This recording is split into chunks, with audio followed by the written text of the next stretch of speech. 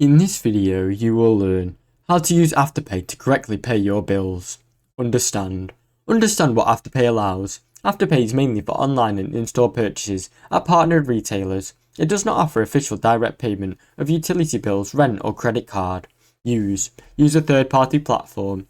Apps such as Biller or Sniip or Pay Now may allow you to pay bills using Afterpay. These apps act as intermediaries, charging your Afterpay account, paying your biller. Sign up or log into the platform. Download the apps such as Sniip or Biller. Create an account and link your Afterpay account. Add your bill details. Enter the bill name, amount due, due date and any reference number. Upload a bill photo or PDF if required.